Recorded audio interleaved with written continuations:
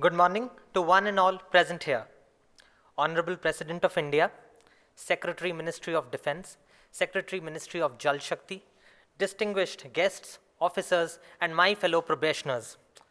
I extend you all a very warm welcome to this special gathering, a day of great pride for each one of us. I am Saurav, probationer from the 2023 batch of the Military Engineer Services, and it is my honor to guide us through today's ceremony. Today we have here officer probationers from three distinct services: the Military Engineer Services, the Indian Defence Estate Services, and the Central Water Engineering Services. All variedly different in their roles and scope, but all gathered here for the shared purpose of serving our great nation. We feel truly privileged to be in the presence of the first citizen of India and the Supreme Commander of the Armed Forces, the Honorable President of India. इस समारोह की सबसे खूबसूरत बात इसकी विविधता है।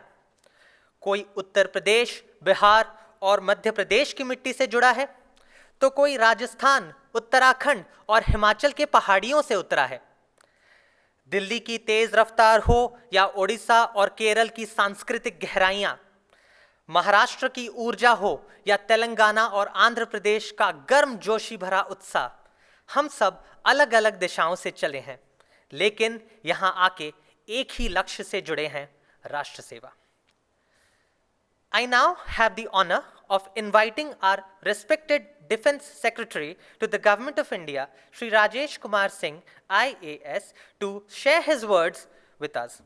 भारत की माननीय राष्ट्रपति महोदय, सचिव जल संसाधन, नदी विकास और गंगा संरक्षण विभाग, महानिदेशक रक्षा संपदा, engineer in chief MES, DG purse, राष्ट्रपति सचिवालय के अधिकारीगण तथा युवा प्रशिक्षु अधिकारीगण, सर्वप्रथम मैं माननीय राष्ट्रपति महोदय का आभार व्यक्त करना चाहता हूं कि उन्होंने अपने अति व्यस्त कार्यक्रम के बावजूद कुछ समय निकालकर भारतीय रक्षा संपदा सेवा, भारतीय रक्षा इंजीनियरिंग सेवा और केंद्रीय जल इंजीनियरिंग सेवा के ग्रुप ए ट्रेनिंग ऑफिसर्स को मिलने का अवसर प्रदान किया है। यह क्षण हमारे इन भावी युवा अधिकारियों के लिए बेहद गर्व और उत्साह का है। माननीय राष्ट्रपति महोदय का मार्गदर्शन एवं आशीर्वाद इन अधिकारियों के लिए भविष्य में पथ प्रदर्शक तथा दिशा निर्देश का काम करेगा। माननीय राष्ट्रपति महोदय, भारतीय रक्षा संपदा सेवा 2024 बैच के 11 प्रशिक्षु अधिकारी आज यहाँ उपस्थित हैं। भारतीय रक्षा संपदा सेवा IDES एक संगठित केंद्रीय सिविल सेवा है जिसका कार्य देश भर में स्थित लगभग 18 लाख एकड़ रक्षा भूमि के सभी पहलुओं का प्रबंधन करना है। यह कार्य निदेशक रक्षा संपदा के प्रशासनिक नियंत्रण में 39 रक्षा संपदा कार्यालयों द्वारा किया जाता है और देश भर में 61 छावनियों में नगर प्रशासन से संबंधित कर्तव्यों का पालन भी इस सेवा के अधिकारी किया करते हैं। भारतीय रक्षा संपदा सेवा के प्रशिक्षु अधिकारी मसूरी स्थित लाल बहादुर शास्त्री राष्ट्रीय प्रशासन अकेडमी में अपना फाउंडेशन कोर्स पूरा करने के बाद दिल्ली छावनी स्थित राष्ट्रीय रक्षा संपदा प्रबंधन संस्थान NIDM में 9 माह का प्रशिक्षण प्राप्त कर रहे हैं, जहां उन्हें कार्य क्षेत्र से संबंधित प्रशिक्षण प्रदान किया जा रहा है। इन अधिकारियों को प्रभावी भूमि प्रबंधन और छावनी प्रशासन से जुड़ी आवश्यक कार्यात्मक और व्यवहारिक कुशलता से भी अवगत कराया जा रहा है। प्रशिक्षण के दौरान रिमोट सेंसिंग, AI एवं ML जैसी तकनीकी के प्रयोग की भी जानकारी दी जा रही है। प्रशिक्षण उपरांत उन्हें छावनी परिषदों में मुख्य अधिशासी अधिकारी एवं रक्षा संपदा अधिकारी के पद पर तैनात किया जाएगा। माननीय राष्ट्रपति महोदय, आज आपके समक्ष मिलिट्री इंजीनियरिंग सर्विस के 55 ग्रुप ए ट्रेनी ऑफिसर्स भी भेंट करने हेतु उपस्थित हैं। ये अधिकारीगण 2021, 2022 एवं 2023 बैच के हैं। इन सभी ट्रेनिंग अधिकारियों को 40 सप्ताह का एक व्यापक एवं बहुआयामी प्रशिक्षण दिया जा रहा है। इस प्रशिक्षण में सरकारी नीतियों, विधिक ज्ञान तथा तकनीकी कौशल के साथ जीवन कौशल, सद्भाव एवं समर्पण की भावना के विकास का भी जोर दिया जा रहा है। इस प्रशिक्षण के उपरांत इन सभी अधिकारियों की नियुक्ति देश भर में फैले रक्षा मंत्रालय की विभिन्न इकाइयों, भारतीय सेना के सभी अंगों, तटरक्षक बलों, DRDO एवं अन्य महत्वपूर्ण संगठनों में की जाएगी, जहां वे अपना निर्माण कार्य एवं इंजीनियरिंग कौशल से हमारे रक्षा बलों के सशक्तिकरण में महत्वपूर्ण भूमिका निभाएंगे। माननीय राष्ट्रपति महोदया, केंद्रीय जल इंजीनियरिंग सेवा सेंट्रल इंजीनियरिंग वाटर सर्विस के वर्ष 2022 एवं 2023 के 32 नवनियुक्त अधिकारी भी आपसे भेंट हेतु आज यहाँ उपस्थित हैं। ये अधिकारी पुणे स्थित नेशनल वाटर एकेडमी से प्रशिक्षण प्राप्त कर रहे हैं और अब ये राष्ट्र के जल प्रबंधन और विकास में प्रभावी योगदान देने को तैयार हैं। केंद्रीय जल आयोग के अंतर्गत कार्यरत इन अधिकारियों का उत्तरदायित्व संबंधित राज्य सरकारों के साथ परामर्श कर बाढ़ नियंत्रण, सिंचाई, नौ परिवहन, पेयजल आपूर्ति एवं जल विद्युत विकास जैसे विषयों पर जल संसाधनों के संरक्षण, नियंत्रण और उपयोग की योजनाओं का प्रारंभ, समन्वय और संवर्धन करना है। महोदया, कुशल एवं उचित जल प्रबंधन सुनिश्चित करना आज की समृद्धि और भविष्य की सुरक्षा दोनों के लिए अनिवार्य है। ये युवा अधिकारी इस दिशा में राष्ट्र के प्रयासों को आगे बढ़ने में एक महत्वपूर्ण भूमिका निभाएंगे।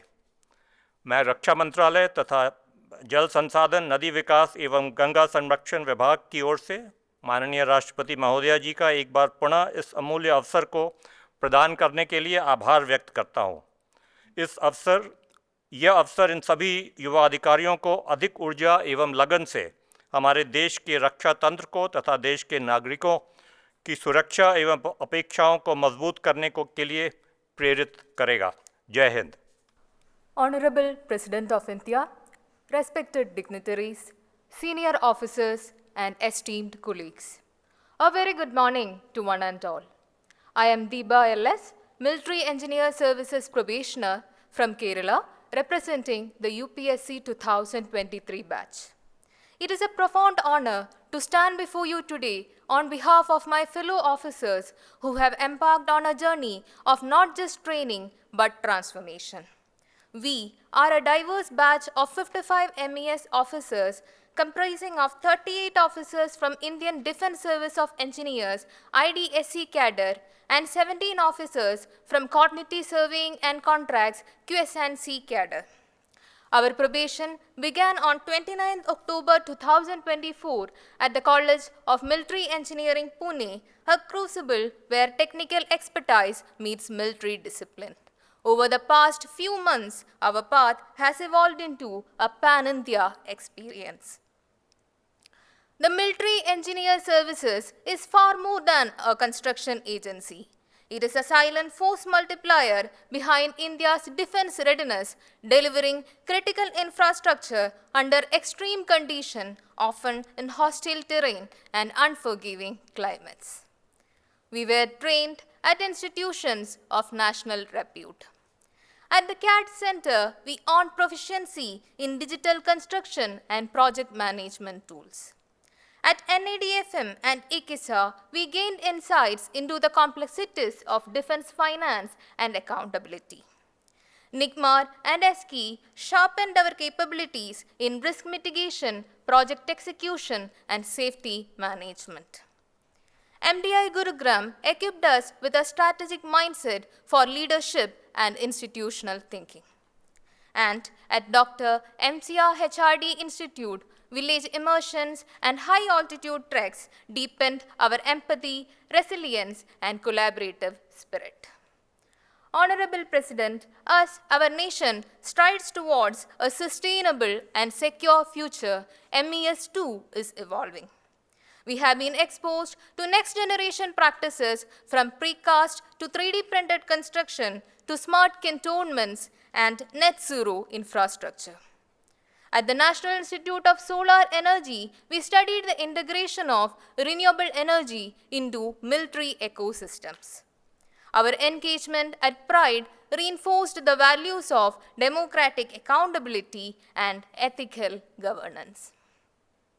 But beyond systems and structures, the most enduring outcome of this journey has been the spirit of unity.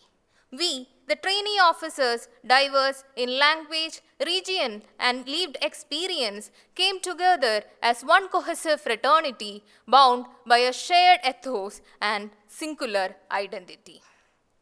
The MES motto, Quest for Excellence, is not just a ceremonial phrase to us. It is a commitment we undertake into every project. In the words of Mahatma Gandhi, the best way to find yourself is to lose yourself in the service of others. We stand ready to lead with resolve, to build with purpose, and to uphold the storied legacy of military engineer services.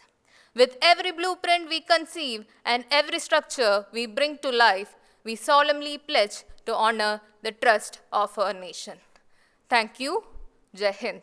माननीय राष्ट्रपति महोदया, विशिष्ट अतिथिगण और प्रशिक्षु अधिकारीगण, मैं प्रिया पुरोहित, भारतीय रक्षा संपदा सेवा 2024 बैच की प्रशिक्षु अधिकारी, माननीय राष्ट्रपति महोदया के प्रति अपनी हार्दिक कृतज्ञता व्यक्त करना चाहती हूँ। हम सब आपके आभारी हैं कि आपने अपने व्यस्त समय से हमारे लिए यह बहुमूल्य समय निकाला। आज का यह दिन हमारे लिए एक स्वर्णिम दिन है जिसे हम सदा स्मृति में रखेंगे। आज मैं आपके समक्ष हमारे प्रशिक्षण अनुभव को साझा करने के लिए उपस्थित हूँ। हमारे 2024 बैच में कुल 11 प्रशिक्षु अधिकारी हैं जो भारत के विभिन्न राज्यों एवं शैक्षिक पृष्ठभूमियों से आए हैं। हमने अपने प्रशिक्षण यात्रा की शुरुआत लाल बहादुर शास्त्री शास्त्रीय राष्ट्रीय प्रशासन अकादमी मसूरी से की। इसके बाद दिल्ली में राष्ट्रीय रक्षा संपदा प्रबंधन संस्थान निदम में हमें कक्षा व्याख्यानों के माध्यम से छावनी परिषदों के संचालन और रक्षा भूमि प्रबंधन की गहन जानकारी दी गई। इन व्याख्यानों में शैक्षणिक ज्ञान व केस स्टडीज के साथ साथ कार्य नीति, सामाजिक कल्याण और रचनात्मक सोच पर भी विशेष ध्यान दिया गया। हमें देश के प्रमुख संस्थान जैसे IIPA, NIFM, national labour institute, ILI तथा सर्वे ऑफ इंडिया में प्रशिक्षण का अवसर मिला। इन संस्थानों में हमें कार्यालय प्रक्रियाएं, कानूनी मामलों का प्रबंधन और नीति निर्माण जैसे विषयों में गहन प्रशिक्षण प्राप्त हुआ। विशेष रूप से संसद भवन में हमारा अटैचमेंट एक अविस्मरणीय अनुभव था। हमें देश में छावनी परिषद एवं रक्षा संपदा कार्यालयों में भेजा गया, जहां हमने कार्यालयों की दैनिक प्रणाली को करीब से समझा। हमने विभिन्न लोगों के साथ जुड़कर उनकी समस्याओं और अपेक्षाओं को जाना। समय समय पर हमें अन्य सेवा तथा सेना के अधिकारियों के साथ कक्षाएं साझा करने का सौभाग्य भी प्राप्त हुआ। हमें सूचना प्रौद्योगिकी, भूमि सर्वेक्षण तथा ई-गवर्नेंस जैसे आधुनिक तकनीकी पहलुओं का प्रशिक्षण देकर डिजिटल भारत के निर्माण की दिशा में अग्रसर किया गया। प्रशिक्षण के दौरान 360 डिग्री विकास पर विशेष ध्यान दिया गया, जिसमें योग, खेल और आध्यात्मिक सत्रों को भी सम्मिलित किया गया। जहां ब्रह्मा कुमारी संस्थान द्वारा आयोजित सत्रों ने हमारे मानसिक एवं भावनात्मक विकास को बल प्रदान किया, वहीं भारतीय ज्ञान परंपरा ने हमें गौरवपूर्ण इतिहास से बहुत कुछ सीखने की प्रेरणा दी। हमें कर्तव्य काल में सिविल सेवक के रूप में भारत के निर्माण के लिए योगदान देने का अवसर मिला है। हमारा बैच इस अमृत काल में भारत को विकसित और आत्मनिर्भर राष्ट्र बनाने के लिए प्रतिबद्ध है। हम रक्षा भूमि के कुशल प्रबंधन और नागरिक सुविधाओं के सशक्तिकरण हेतु तकनीक व नवाचार के माध्यम से पारदर्शिता, जवाबदेही और दक्षता को बढ़ावा देने के लिए भी प्रतिबद्ध है। अंत में मैं भगवद गीता के एक श्लोक को उद्धृत करना चाहूँगी। तस्मादसक्तः सततम कार्यम कर्म समाचर असक्तो ह्याचरण कर्म परमापनोति पुरुषः। यह श्लोक हमें स्मरण कराता है कि अपने कर्तव्यों का सदैव पालन करते रहना ही मनुष्य को श्रेष्ठता की ओर ले जाता है और यही हमारा भी संकल्प है। पुनः आप सभी का हृदय से धन्यवाद। जय हिंद। विश्व के सबसे बड़े लोकतंत्र की प्रथम नागरिक, परम आदरणीय राष्ट्रपति महोदया तथा यहाँ उपस्थित सभी सम्मानित महानुभावों को मेरा सादर प्रणाम। मैं शिवांशु द्विवेदी, सहायक निदेशक केंद्रीय जल अभियांत्रिकी सेवा 2023 बैच का प्रतिनिधित्व करते हुए आज आप सभी के सामने अपने प्रशिक्षण अनुभवों को साझा करते हुए बेहद गौरवान्वित महसूस कर रहा हूँ। मैं मध्य प्रदेश में विंध्य की गोद में बसे रीवा जिले का निवासी हूँ, जिसे सफ़ेद शेरों की धरती के नाम से भी जाना जाता है। एक साधारण किसान परिवार में पला बड़ा होने के कारण मुझे बचपन से ही खेती बाड़ी एवं जीवन में जल के प्रति महत्व के प्रति विशेष जिज्ञासा रही, जो समय के साथ जल प्रबंधन के प्रति मेरी गहरी रुचि में बदल गई। हमारे 32 सदस्यीय बैच के सभी साथी विभिन्न सामाजिक और आर्थिक पृष्ठभूमियों से आते हैं। यह विविधता ही हमारी असली शक्ति है, जो हमें अलग अलग दृष्टिकोणों से सोचने, समझने और सीखने का अवसर देती है। भिन्न भिन्न अनुभवों के साथ आज हमारा एक ही लक्ष्य है, देश के जल संसाधनों के प्रभावी प्रबंधन और विकास में सक्रिय योगदान देना। राष्ट्रीय जल अकादमी पुणे में 34 सप्ताह के प्रशिक्षण कार्यक्रम के दौरान हमें जल प्रबंधन, बाढ़ नियंत्रण, सिंचाई, पेयजल आपूर्ति, जल विद्युत, मानव संसाधन, अभिकल्प एवं अनुसंधान जैसे अनेक विषयों की गहन जानकारी दी गई। साथ ही भारतीय सुदूर संवेदन संस्थान IIRS देहरादून, उत्तर पूर्वीय क्षेत्रीय जल और भू प्रबंधन संस्थान नेरीवालम तेजपुर असम और राजीव गांधी राष्ट्रीय भूमिगत जल प्रशिक्षण एवं अनुसंधान संस्थान रायपुर में प्रशिक्षण ने हमारी जानकारी को और भी व्यापक बनाया। हमारे लिए यह केवल एक प्रशिक्षण नहीं था, बल्कि एक बौद्धिक और प्रौद्योगिकी यात्रा भी थी, जहां जल विज्ञान, संचालन प्रणालियों और वित्तीय योजनाओं जैसे समसामयिक विषयों पर विशेषज्ञों के साथ संवाद कर हमने अनुभवों की एक समृद्ध धारा से स्वयं को सिंचित किया। यहाँ के अनुभव अब हमारे अंतर्मन में एक नई दृष्टि और नई प्रतिबद्धता के साथ माँ भारती की सेवा हेतु सदैव स्थापित रहेगी। प्रशिक्षण के दौरान हमें देश भर में स्थित केंद्रीय जल आयोग के विभिन्न क्षेत्रीय कार्यालयों में जाकर जल संसाधन प्रबंधन की व्यवस्था को सूक्ष्मता से जानने और प्रत्यक्ष अनुभव करने का अवसर मिला। क्षेत्रीय प्रशिक्षण हमारे लिए एक ज्ञान यात्रा जैसा रहा, जहां प्रत्येक कार्यालय में हमें एक नई सीख और एक नया अनुभव प्राप्त हुआ। अच्छा स्वास्थ्य न केवल आत्मविश्वास का स्रोत होता है, बल्कि सशक्त व्यक्तित्व का भी आधार होता है। प्रशिक्षण के दौरान हमारे प्रातःकालीन योग, तैराकी एवं पर्वतारोहण जैसी गतिविधियों के माध्यम से हम सभी ने इसका सूक्ष्मता से अनुभव किया। मैं गुरु ग्रंथ साहिब की इस पावन पंक्ति का उल्लेख करना चाहूँगा, पवन गुरु, पानी पिता, माता धरती महत। अर्थात हवा गुरु के समान है, पानी पिता के समान है और धरती महान माता के समान है। और इसी भावना को प्रतिबिंब करता है केंद्रीय जल आयोग का ध्येय वाक्य, अपो ज्योति रसो अमृतम, जिसका अर्थ है जल में ही प्रकाश है, जल ही जीवन का सार है और वही अमृत स्वरूप है। गुरु ग्रंथ साहिब की पंक्तियाँ और केंद्रीय जल आयोग के ध्येय वाक्य दोनों का एक ही संदेश है, जल केवल एक संसाधन नहीं बल्कि मानव जीवन और प्रकृति का आधार है। केंद्रीय जल आयोग का कार्य तकनीकी दक्षता के साथ उसके आध्यात्मिक दृष्टिकोण को भी दर्शाता है, जिसमें प्रकृति की सेवा को एक पुण्य कर्म समझा जाता है। केंद्रीय जल आयोग केवल एक संस्था ही नहीं बल्कि आधुनिक भारत के सांस्कृतिक आध्यात्मिक महाकाव्य का नायक भी है, जिसने देश के हर कोने में जीवनदायिनी जलधाराओं को दिशा, गहराई और गति प्रदान की है।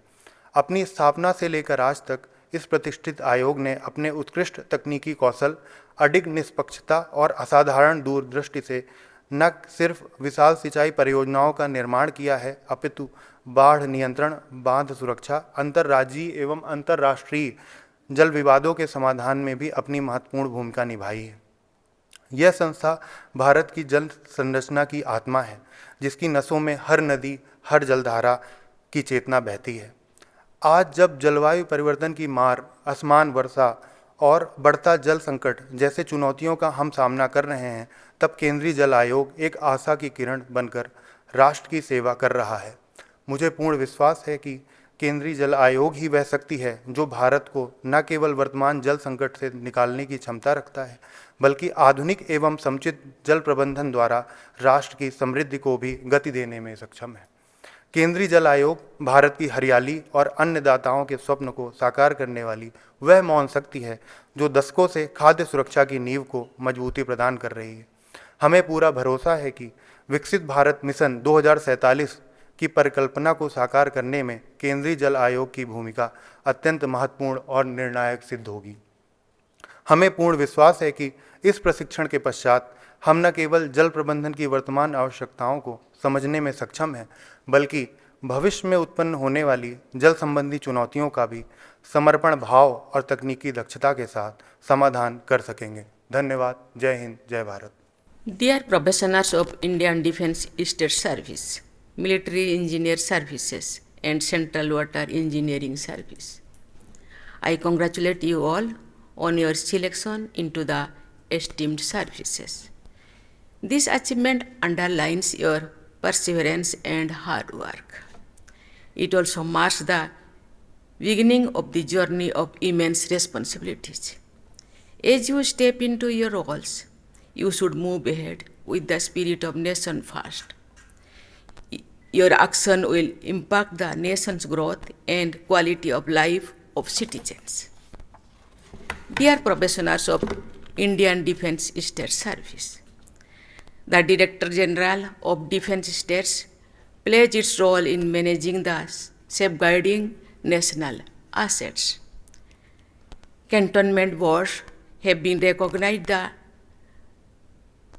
meticulous land use planning, providing civic amenities and commitment to maintaining clean environments.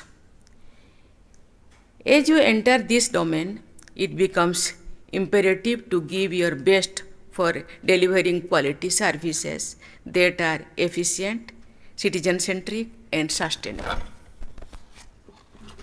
In this era of rapid technological transformation, the integration of digital solutions is a necessity.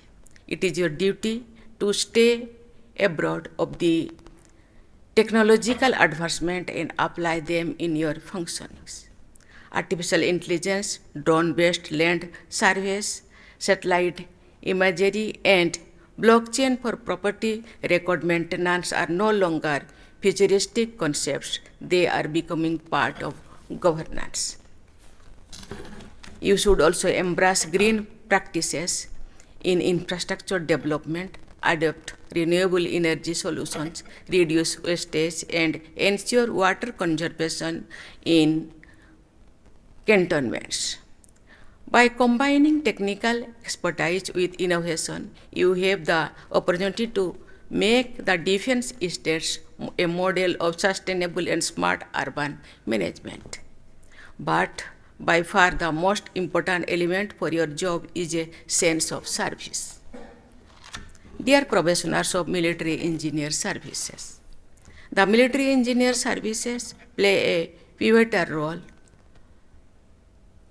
in strengthening the operational readiness of our armed forces by providing comprehensive engineering support.